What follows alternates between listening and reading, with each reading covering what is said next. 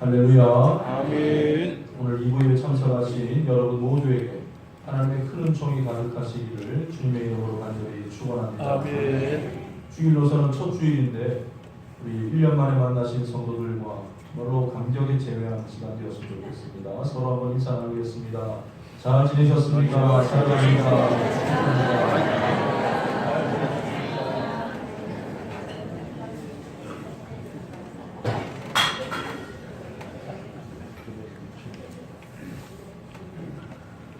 사람들은 보통은 이 새 것을 좋아하나 봅니다. 새 집으로 들어가고 이사하는 날, 물론 살아왔던 본집에 대한 미련은 있겠지만 거기 머물지 않잖아요. 새로운 집으로 기분 좋게 들어갑니다. 차도 새 차가 보통 좋은 건데 어떤 분들 보면 분명 2년, 3년 지났는데도 새 차 때 있던 비닐봉지로 뜯지도 않고 먼지가 뽀얗게 쌓여있는데도요. 새 차 그 기분 내려고 이렇게 비닐을 그대로 두는 사람들도 있는 것 같습니다. 새로운 가구가 들어오고 새로운 소파가 들어오면 그게 꼭 몸에 유해한 그런 냄새에도 불구하고 이 새 가구 냄새 좋다 그러면서 들이마시기도 하죠. 꼭 그렇게 물건을 크게 사고 큰 부분들이 아니라 할지라도 생활 속에서도 이런 소소한 어떤 그런 새 것에 대한 기쁨을 느낄 때가 있습니다. 잘 개어져 있는 이 잘 세탁이 된 수건을 펼쳤을 때 그 상쾌함, 잉크 냄새가 아직 배어 있는 이른 아침 조간신문을 펼칠 때의 어떤 그런 기쁨, 끝 부분이 살짝 이렇게 붙어 있는 두루마리 화장지에 처음 뜯어서 사용하는 그런 좋은 기분들, 치약을 쓸 때도 누군가 꾹꾹 눌러짠 흔적이 아니라 내가 처음 열어서 처음 짜서 쓸 때의 어떤 그런 소소한 기쁨에 이르기까지, 작은 것에서부터 큰 것에 이르기까지 이 새 것에 대한 좋은 기분들이 있습니다. 그렇다고 해서 무조건 이 새 것만 좋아해서는 안 될 겁니다. 이 아내가 있는 사람이 새 것 좋아한다고 해서 새 장가를 꿈꾸고 있다든지, 자식이 있고 가정이 있는 부인이 새 살림 한번 살아볼까 그렇게 마음에 품으면 안 되지 않겠습니까? 시간이라는 것은 눈에 보이지 않는 것이지만은 새해를 맞이하는 기쁨도 어쩌면 그런 종류의 것 같습니다. 달력의 맨 첫 장을 뜯으면서 아직 살아보지 않은 그런 시간들이 내 앞에 펼쳐져 있다는 것에 대한 그런 소망과 또 두근거림과 기쁨이 있습니다. 또 한편으로는 그냥 아무렇게나 보내야지, 게으름 피우면서 보내야지 라는 분들은 없을 것입니다. 이 시간을 잘 아끼고 또 잘 살아보겠다는 그런 기대들을 보게 됩니다. 그래서 새해가 되면 너나 할 것 없이 새로운 마음으로 결단하고 다짐하고 또 새로운 출발을 하기에도 좋은 때라고, 적당한 때라고 그렇게 생각되어집니다. 세상 사람들은 새해를 깨끗한 마음으로 맞이하기 위해서 연말에 연례적으로 하는 행사들이 있잖아요. 어디가 제일 북적됩니까? 그러니까 세상 사람들이 한 대원교회 성도들을 잘 모르시는 것 같은데요. 세상 사람들은 12월 30일, 31일쯤 되면 목욕탕 간대요. 그래서 이제 묵은 때를 벗겨내야 되겠다라고 하면서 깨끗한 마음으로, 깨끗한 몸으로 새해를 맞이하겠다는 그런 의미가 아니겠습니까? 아마 어떤 사람들은 평소와는 달리 샤워만 하고 나오는 것이 아니라 아마 새 신사에게 몸을 맡기기도 하겠죠. 팍팍 밀어달라고. 요즘은 목욕탕 가보면 옛날과는 좀 많이 다른 그런 풍속도가 있는 것 같습니다. 30-40년 전 제가 초등학교 다니고 중학교 다닐 때만 해도 목욕탕 가면 이것저것 인기가 많았어요. 불려다니고 학생 내 등 좀 밀어달라고 그러면 왜 이렇게 밀어주면 모르는 사람도, 또 그러면 또 등을 내밀면 이렇게 서로 밀어주고 이렇게 하는 부분들이 있었는데 요즘은 그런 모습들을 전혀 찾아볼 수가 없는 것 같아요. 혹시라도 이렇게 이상한 사람 아닐까 그런 생각도 하게 되고, 또 그럴 마음도 없는 것이 요즘 목욕탕마다 왜 이렇게 과시하려고 하는지 몸에 그림 그리고 자꾸 막 용이 막 있고 막 이렇게 있는데 해주기도 싫은 것 같아요. 예전에는 이렇게 또 해주시는 분들이 간단했어요. 근데 요즘은 종류가 참 많더라고요. 여기가 보니까 등만 미실 분은 5,000원, 몸을 다 미실 분은 15,000원, 거기다가 이렇게 두피 마사지 하실 분들은 3만 원, 그리고 제일 쭉 내려가면 황제 마사지 하실 분들은 뭐 어떻게 하는지 모르겠지만 어쨌든 뭐 이렇게 황제 같은 기분을 느끼게 해주면 한 5만 원 내면 됩니다. 이렇게 써놓았습니다. 이 깨끗해지는 방법도 참으로 다양한 것 같습니다. 그런데 아무리 많은 돈을 주고서라도 씻지 못하는 것이 있는데 그것은 아마도 우리 마음속에 있는 때가 아닐까 생각되어집니다. 오늘 본문 말씀을 보면 좀 독특한 표현이 나오는데 하나님께서 너희들에게 깨끗한 물을 뿌려서 깨끗하게 정결하게 해주시겠다라고 마치 목욕탕에 세워놓고 물 뿌리고 씻어주시듯이 하나님께서 그렇게 말씀을 하고 계십니다. 사실 이스라엘 백성들은 이 말씀을 받을 때에 새해를 맞이하는 것보다 더 중요한 일을 앞에 두게 되었는데 바벨론 땅에서 포로로 지내던 생활을 청산하고 이제 하나님의 약속을 받아듭니다. 하나님께서 예비해 주신 가나안 땅, 새로운 땅이 아니라 그 조상들이 또 이 천대가 머물고 있던 그 가나안 땅으로 돌아가게 될 것을 약속을 해 주시는 거죠. 이 일이 얼마나 확실한지 하나님께서는 3번이나 반복하면서 다짐하고 계십니다. 24절 말씀 보면 내가 너희를 인도하여 낼 것이다. 반드시 인도해 낼 것이다. 또 백성들을 다 모아서 내가 반드시 데리고 나갈 것이다. 그리고 또 한 번 더 고국 땅으로 내가 반드시 들어가게 해 줄 것이다. 반복하면서 말씀하신다는 것은 분명하게 그렇게 이루어 주시겠다는 약속입니다. 그리고 또한 그뿐만 아니라 그저 돌아가는 것 정도뿐만 아니라 새로운 땅에 들어가서 백성들이 가장 먼저 해야 될 일들을 말씀을 해주고 계시는데 그것은 하나님의 백성으로서의 의미이고 준비이고 또한 새로운 해를 맞이한 신년주의를 맞이한 우리에게도 적용될 수 있는 그런 말씀으로 보고 오늘 함께 은혜를 나누고자 합니다. 바벨론의 포로 생활을 청산하고 고향으로 돌아오게 하신 사건은 과거 이스라엘 백성들이 이 출애굽했던 그 사건과 너무나도 유사하다는 것을 볼 수가 있어요. 그래서 신학자들도 이 포로 귀환을 제2의 출애굽이다 이렇게 표현하기를 주저하지 않습니다. 어떤 일이 있었습니까? 이곳에서 낯선 땅 이집트에서 430년간이나 노예 생활을 하고 있었던 이스라엘 백성들을 하나님께서 구해 주십니다.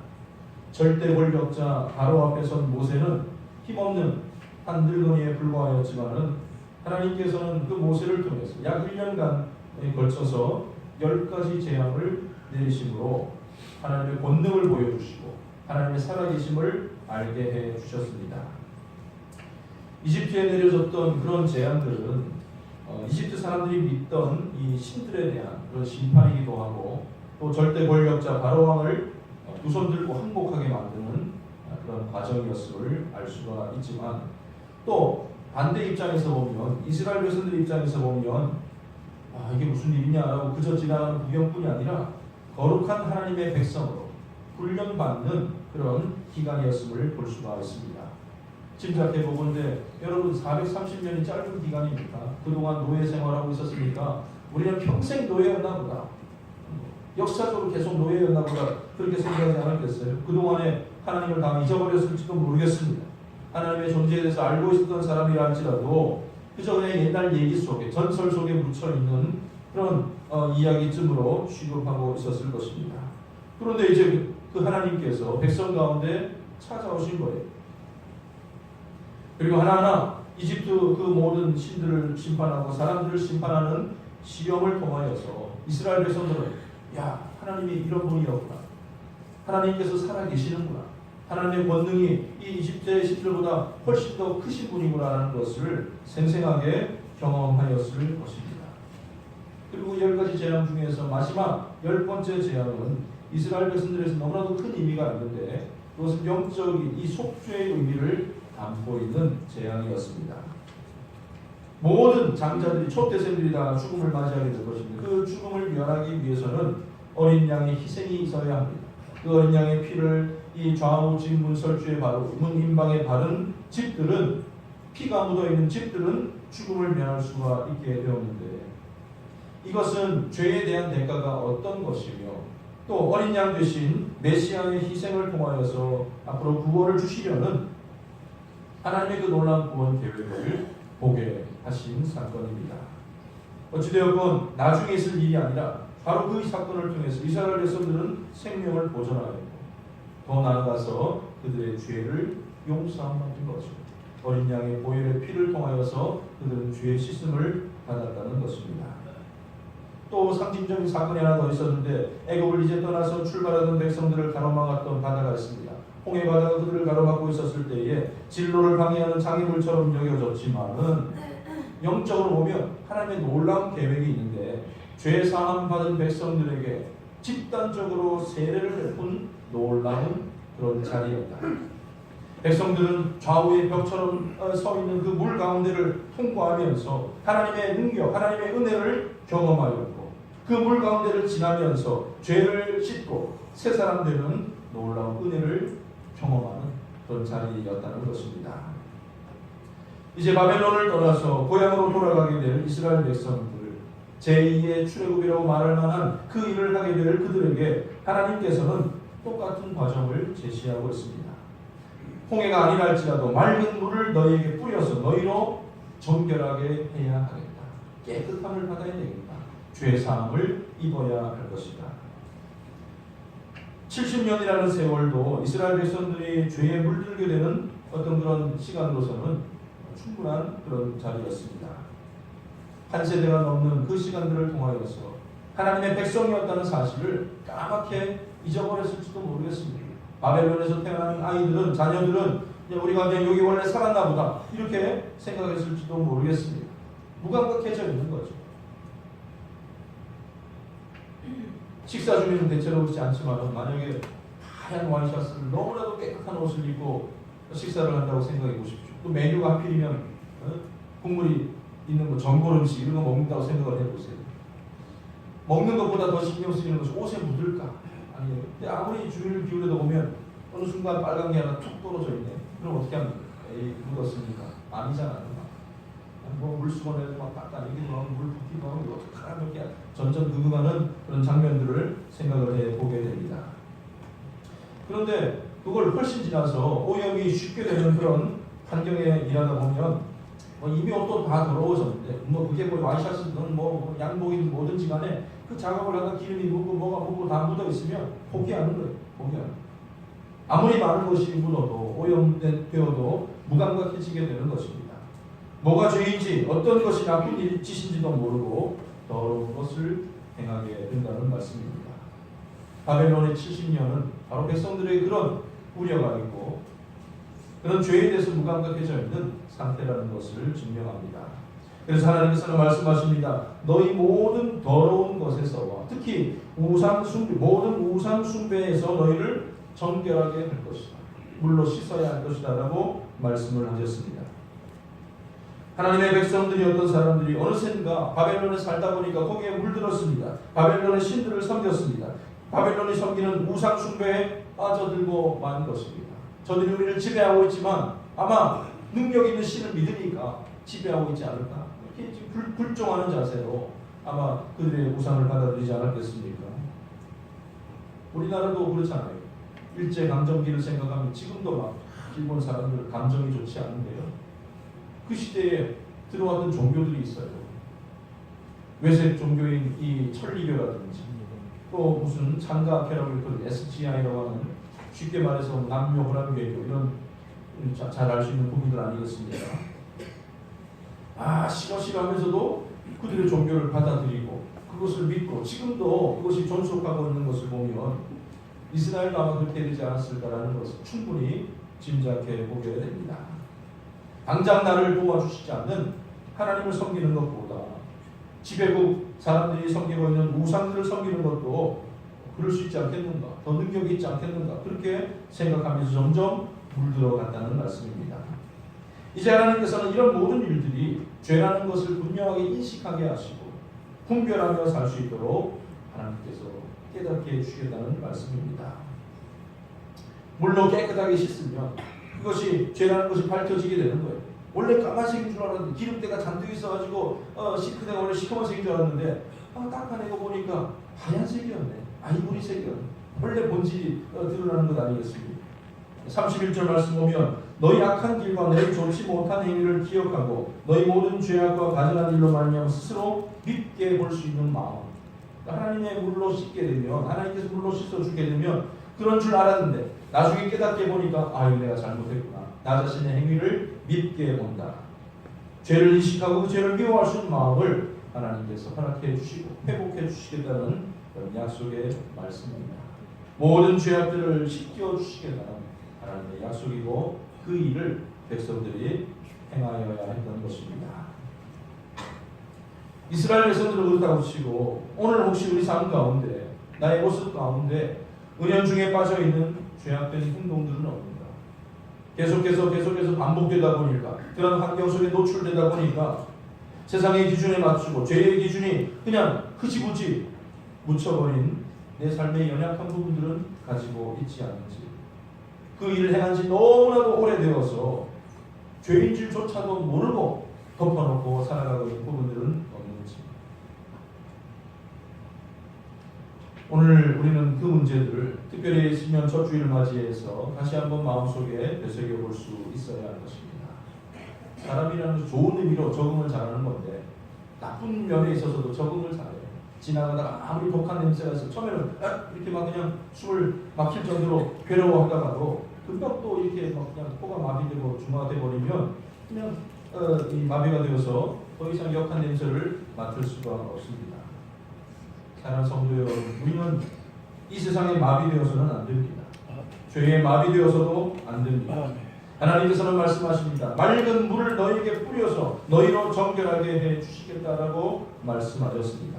물을 뿌려서 더럽고 오염된 것을 닦아내듯이 오늘 우리는 예수 그리스도의 보혈의 피를 의지하여 날마다 새롭게 되고 깨끗하게 되는 놀라운 역사를 경험해야 될 줄로 분명히 믿습니다. 그러니까 우리가 가장 먼저 해야 될 것은 우리의 몸바탕이 깨끗해져야 되는데 새해를 맞이해서 뭔가를 구상하고 계획하기 이전에 내 마음이 깨끗해져야 돼요. 불가능한 게 아니에요. 불가능해. 아무리 기름때가 가득하고 있어도 예수 그리스도의 보혈의 피로 그 죄악들을 씻겨줄 수 있다는 믿음으로 기도하는 것이고 회개하는 것이고 우리 자신의 모습을 바를 때 그렇게 이루어 주실 줄로 믿습니다. 하나님께서 말씀하신 맑은 물의 신약적인 의미는 세례라고 말할 수가 있을 것입니다. 우리가 교회에서 세례를 베풀 때 어떤 의미로 합니까? 죄에서 씻음 받고 하나님의 백성으로 살게 될 것을 의미하는 약속, 예식 아니겠습니까? 마찬가지로 아이고 내가 또 세례 받아야 이게 아니라 할지라도 세례를 맞이하는 우리 모두가 주 예수 그리스도의 보혈의 피를 의지해서 지난날의 모든 잘못을 아뢰고 하나님 그 모든 죄를 씻어주세요라고 나아가시는데 보이는 것이 가장 먼저 해야 될 우리의 의무이고 우리의 자세인 줄로 분명히 믿습니다. 이렇게 하나님께서 씻어주신다고 말씀하셨고 또 이스라엘 백성들이 자기의 자리로 돌아가서 하나님의 백성으로 온전히 살아갈 수 있도록 해주신 두 번째 조치는 내가 너희에게 새 영을 너희 속에 두고 26절 보면 새 마음을 너희에게 줄 것이다. 이렇게 말씀하고 있습니다. 여기서 번역된 새 영이라는 부분은 다른 것이 아니고 여기서는 인간의 영혼을 말하고 있습니다. 그러니까 너희의 새 영을 주고 또 새로운 마음, 하나님의 백성으로서 그 사람의 어떤 이 마음에서부터 비롯되는 전인격적인 변화, 죄를 고백하고 용서를 받은 자에게 새로운 삶을 살아갈 수 있도록 하나님께서 그 다음 후속 조치를 취해 주시겠다는 그런 약속 말씀입니다. 고린도후서 5장 17절 보면 그런즉 누구든지 그리스도 안에 있으면 새로운 피조물이라 이전 것은 지나갔으니 보라 새 것이 되었노라. 예수 그리스도로 인하여 정말로 들추어낸다면 보잘것없는 것, 형편없는 것 두성이겠지만 예수 그리스도로 인하여 새 사람 된 저와 여러분들의 모습인 줄로 믿으시기를 바랍니다. 우리 그리스도인의 모습에는 영적인 부분, 하나님과의 관계에서만 새로워지는 것이 아니에요. 그 관계가 올바로 된 사람들은 우리의 인격과 또 삶의 습관과 우리의 삶의 태도에 있어서도 새로움을 날마다 경험해 나가야 할 것입니다. 그렇게 되기 위해서는 26절 하반절에 보니까 너희 육신에서 굳은 마음을 제거하라. 그래야 부드러운 마음을 주시겠다라고 말씀하십니다. 굳은 살 알잖아요. 발바닥에 굳은 살이 있으면 좋습니까? 나쁩니까? 불편해요. 운동할 때 아프고 그냥 다른 부분들을 다른 연약한 부분들을 더 고통스럽게 만들지 않습니까? 그냥 내 살이지만 굳어 있는 걸 잘라내고 제거를 해야 우리가 편안하게 다닐 수가 있듯이 우리의 굳은 마음을 제거하라.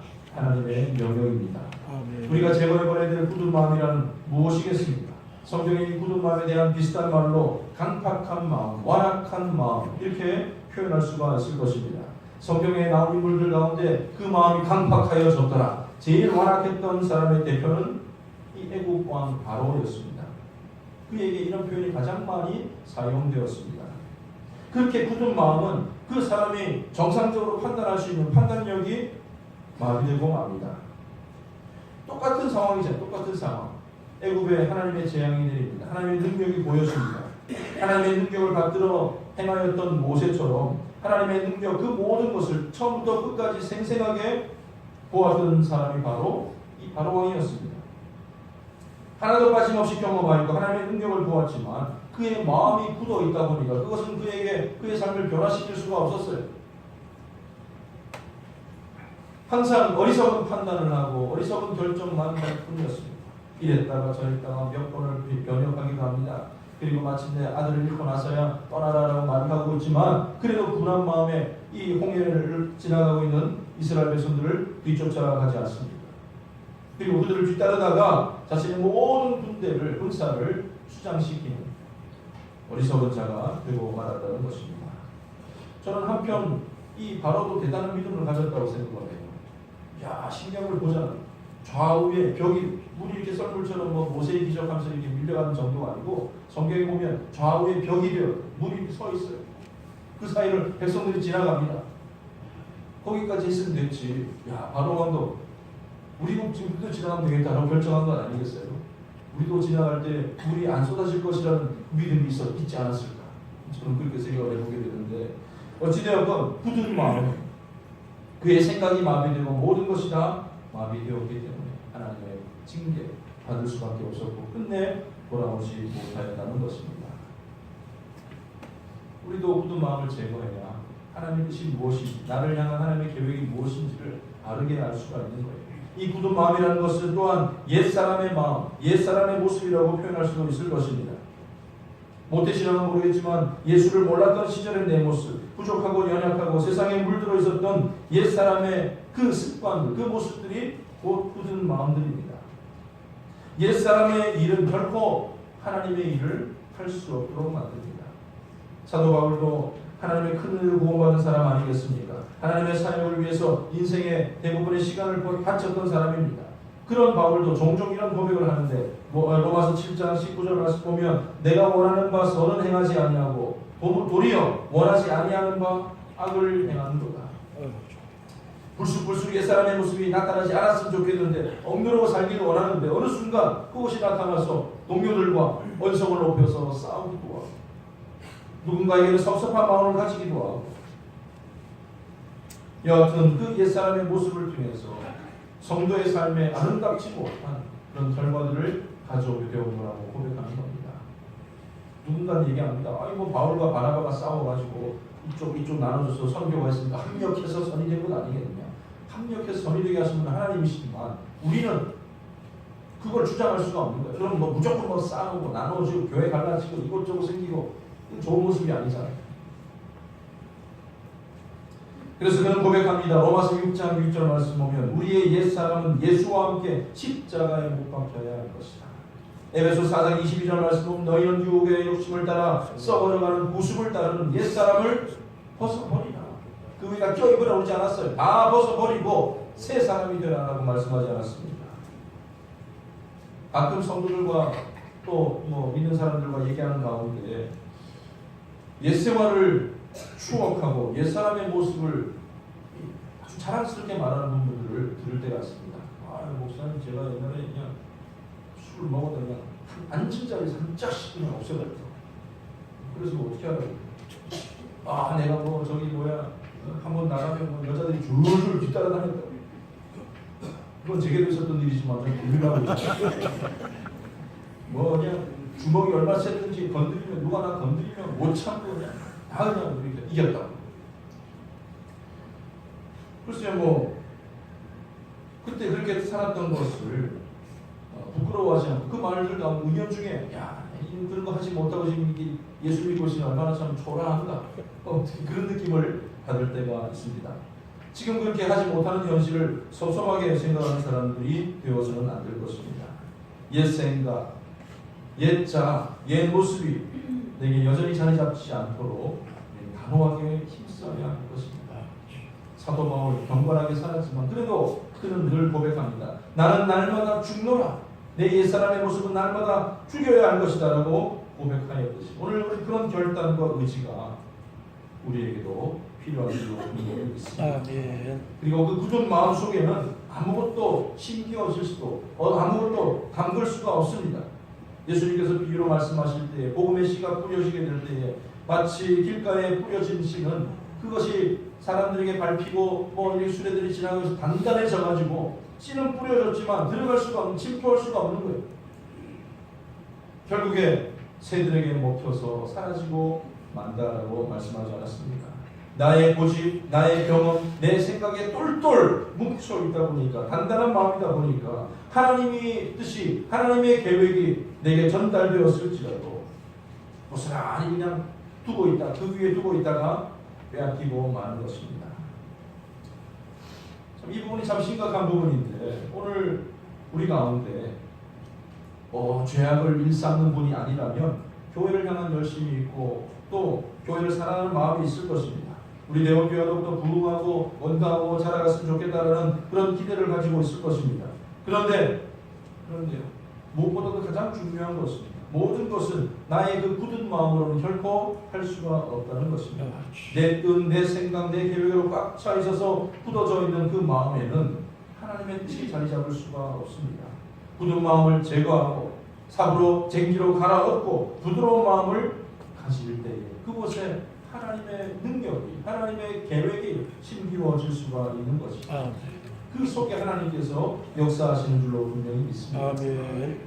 부드러운 마음 가운데 교회의 비전이 자리 잡습니다. 하나님의 뜻을 받아들일 수가 있습니다. 때로는 내 생각과 다르고 내 뜻과 달라도 수용할 수 있는 사람이 될 수 있다는 것입니다. 그리고 그 기대는 기대 이상일 것입니다. 사랑하는 성도 여러분, 부드러운 마음을 가지시기를 바랍니다. 겸손과 순종과 충성의 열매를 맺어가는 모든 성도님들 다 되시기를 바랍니다. 약한 것이 오히려 강함이라는 사실을 잊지 마세요. 이렇게 행할 때 세상에서도 쓰러지지 않는 온전한 믿음 생활을 하게 될 줄로 분명히 믿습니다. 마지막으로 하나님께서 약속하시는데 하나님의 백성들이 온전한 삶을 살아갈 수 있도록 베푸신 일은 27절 말씀 보면 또 내 영을 너희 속에 두어 너희로 내 율례를 행하게 하리라 하고 말씀하십니다. 앞서 말한 새 영은 우리의 영혼을 얘기하는 것이고 여기 말하는 영은 다름 아닌 하나님의 영, 성령을 뜻하고 있는 부분입니다. 바로 성령님을 우리에게 허락해 주시겠다는 약속이죠. 구약의 백성들은 오실 성령님을 기대하고 살았지만 지금 우리는 성령 시대를 살아가고 있지 않습니까? 예수 그리스도를 시인하고 받아들이고 영접한 사람들에게는 분명 성령께서 함께 하십니다. 성령의 이끄심과 충만함을 누리며 살아가는 이 모든 성도님들 다 되시기를 바랍니다. 여러분들 성령과 함께 하시는 분이고 성령 충만하신 분들입니까? 성령 충만하세요? 어떻게 그것을 알 수가 있어요? 어떻게 충만한 거예요? 예배 시간에 예배를 드리면 얼굴 뜨끈뜨끈해진다고. 이게 성령이 충만해서 그런지 히타 때문에 그런 건지 어떻게 알아요? 오늘 본문에 있는 말씀을 통해서 어떤 사람이 성령 충만한 사람인가를 추적해보면 성령을 주시는 하나님의 이유가 있어요. 그것은 내 율례를 행하게 합니다. 쉬운 말로 말하면 하나님의 말씀대로 살고 하나님의 말씀을 잘 지키게 하기 위해서 성령을 허락해 주신다라고 약속하셨습니다. 그러니까 성령 충만한 사람은 말씀에 순종 잘하는 사람입니다. 성령 충만한 사람은 하나님의 말씀에 귀를 기울이는 사람입니다. 그렇게 하다 보면 성령이 맺게 하는 놀라운 열매들이 우리 가운데 풍성하게 나타나게 될 것입니다. 성령의 열매가 뭔지 알잖아. 사랑과 희락과 평화와 찬송과 자비, 양성, 충성, 온유, 절제. 내가 충성해야 되지 막 결단하거든요. 내가 사랑해야지 이렇게 다짐하면 이 순서가 잘못된 거예요. 말씀에 순종하고 성령님의 이끄심에 온전히 굴복하고 겸손하게 나아가면 이런 열매들이 불쑥불쑥 나오는 것이지만 내가 내 의지로 살아가고 내가 내 의지로 뭘 하겠다고 하면 얼마나 힘겨운 일이 되지 않겠습니까? 우리는 이런 순종을 통해서 말씀에 순종하는 모습을 통해서 이런 열매들을 통해서 성령의 충만한가를 알아볼 수가 있는 것입니다. 하나님은 자기 백성들을 돌려보내시기 전에 그 가나안 땅으로 다시 되돌려 보내시기 전에 가장 필요한 것을 먼저 하라고 요구하고 계십니다. 너희 죄를 씻음 받아야 될 것이고 마음이 새로워지고 굳은 마음을 제거해야 될 것이고 그 가운데 하나님의 말씀이 심겨져서 성령 충만한 사람이 되어야 될 것 아니겠느냐. 이렇게 하나님의 사람으로 잘 준비되어 있는 성도들에게는 하나님은 놀라운 약속의 복으로 허락해 주십니다. 오늘 28절까지 읽었지만 29절 말씀 보면 내가 너희를 모든 더러운 데에서 구원하고 곡식이 풍성하게 하여 기근이 너희에게 닥치지 아니하게 할 것이라. 아멘. 다시 더러운 것이 무엇인지를 깨닫게 해주시고 더럽혀지지 않도록 우리를 세상 가운데 살아가고 있지만 세상과 동화되지 않는 거룩한 삶으로 우리를 이끌어 주신다고 약속하십니다. 우리를 주장하는 것이 세상의 가치가 아니라 하늘의 가치로 살아갈 수 있도록 우리를 이끌어 주실 것입니다. 신앙적인 면뿐만 아니라 우리의 살아가고 있는 먹고 입고 사는 문제도 하나님께서 더불어 축복하여 주시는데 곡식이 풍성하게 되며 기근이 닥치지 않도록 해주시겠다. 우리가 이것도 순서가 마찬가지. 우리가 세상의 필요를 위해서 안다라고 살아갈 때는 그것 때문에 실족하고 이게 넘어지기도 하지만은 하나님의 뜻대로 살고 하나님의 약속 가운데 거하게 있을 때는 세상의 필요. 너희는 먼저 그의 나라와 그의 의를 구하라. 그리하면 이 모든 것을 너희에게 더하시겠다는 그 약속을 이미 주셨던 것입니다. 30절 보면 나무의 열매와 밭의 소산을 풍성하게 하며 너희가 다시는 기근의 욕을 여러 나라에게 당하게 하지 않겠다. 하나님의 놀라운 회복과 놀라운 복을 누리 저와 여러분 모두가 다 되시기를 바랍니다. 그런데 그 모든 것보다 더 감동적인 것은 28절 말씀에 나옵니다. 너희는 내 백성이 되고 나는 너희의 하나님이 되리라. 너희가 나를 잊고 살았지만 포로 생활 기간 중에 우상 숭배하였지만 이렇게 돌아오는 자에게 나는 너희의 하나님이 되어주리라. 하나님의 뜻대로 살아가는 것이 때로는 내가 세상에 단절되고 세상에 뒤처지는 것이 아닐까 그런 두려움이 들 때가 있습니다. 그러나 하나님께서는 하나님을 온전히 쫓아가는 그 사람에게 우리가 기대한 것 이상의 삶으로 채워주실 것입니다. 정결한 삶, 새 마음을 품고 사는 사람, 성령이 충만한 사람에게 하나님은 여전히 우리에게 하나님 되어 주실 줄로 분명히 믿습니다. 오늘 이 말씀을 통해서 다시 한번 깊게 생각해 볼 것은 여러분 가운데 무슨 우상을 섬기고 그런 사람들은 없지 않겠습니까? 가방 열어봐도 뭐 불상 가지고 있는 사람들은 아마 없을 거예요. 성령 충만한 삶을 살기를 원하고 계실 것입니다. 그런데 제일 취약한 부분은 무엇이냐면 우리 마음속에 여전히 굳은 마음이 존재할 수 있다는 것입니다. 지금까지 해왔기 때문에 계속되는 그것이 잘못인 줄 알면서도 혹은 잘못인 줄 모르고 그냥 반복해왔던 대로 지나가 버리면 안 되는 것입니다. 말씀에 비추어서 아니라고 그러면 우리가 단호하게 거절하고 그만둘 수 있는 결단이 우리에게 필요할 것입니다. 작년 안에 세간을 떠들썩하게 만든 이투 뭐예요? 그동안에는 남성이 그렇게 하면 직장 내 그런 일들이 벌어지면 뭐 조용히 있는 것이 좋은 거지 뭐 좋은 게 좋은 거지 라고 덮어두었지만 그것이 잘못되었다고 내가 피해를 입었다고 말하는 순간 또 직장 상사가 뭐 직원에게 뭐 뒤통수를 때리든지 폭행을 하든지 어련히 그런 줄 알고 그것이 관행으로 군대 문화 뭐 이렇게 지나왔으니까 라고 생각할지 모르겠지만 잘못된 것이 밝혀지고 드러나고 바로잡아져야 되지 않겠습니까? 수많은 교회들이 이 땅에 있고 수많은 사람들이 예수를 믿고 있지만 그저 그런 식으로 덮어두고 살아서는 안 될 것입니다. 특히 나 자신을 바라보면서 하나님 앞에 하나님께서 뿌려주신 그 물로 깨끗함을 입어야 될 부분들이 있다면 우리 가슴을 열고 하나님께 온전히 나아가야 할 줄로 분명히 있습니다. 아멘. 내 것을 먼저 해결해야 남도 도울 수가 있는 것이고 내가 먼저 깨끗함을 입어야 남들에게 온전한 사람도 베풀 수가 있는 것입니다.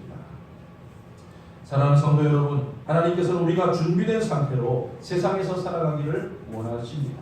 깨끗한 심령으로 부드러운 마음으로 성령 충만한 가운데 살아가는 믿음의 사람들 다 되시기를 바랍니다. 그것이 우리가 세상에 물들지 않는 방법이요 세상을 이기며 살아갈 수 있는 방법이기 때문입니다. 그것이 주의 뜻을 이루어가는 길이요 그토록 원하는 교회가 부흥되는 지름길인 줄로 분명히 있습니다. 아멘. 하나님께서 원하시는 수준까지 잘 준비해 주셔서 하나님께서 우리의 하나님, 우리 교회의 하나님 되게 하시는 그런 놀라운 일을 경험하는 2019년 한 해가 되시기를 주님의 이름으로 간절히 축원합니다. 아멘. 기도하겠습니다. 하나님 아버지 은혜를 감사드립니다. 여전히 믿음 생활을 해왔고 또 앞으로도 행할 것이지만 오늘 이 순간 우리가 간절히 하나님께 아뢰고 또 새로워지기를 원합니다. 아버지 하나님 주 예수 그리스도의 보혈의 피를 의지하여 잘못되고 죄악된 모든 부분들을 고백하고 용서함을 받을 수 있도록 주님 도와주시옵소서. 때로는 주를 위해 헌신한다고 하지만은 내 마음속에 그 굳은 마음에 따라서 고집을 부리고 결코 양보하지 않았던 그런 부분들이 있다면 아버지 하나님 용서하여 주시옵소서. 부드러운 마음을 소유하게 하여 주시고 성령 충만한 자들이 되어서 하나님의 하나님 되어 주심을 날마다 경험하며 살아가게 하여 주시옵소서. 아멘. 감사드리며 예수님의 이름으로 기도드립니다. 아멘.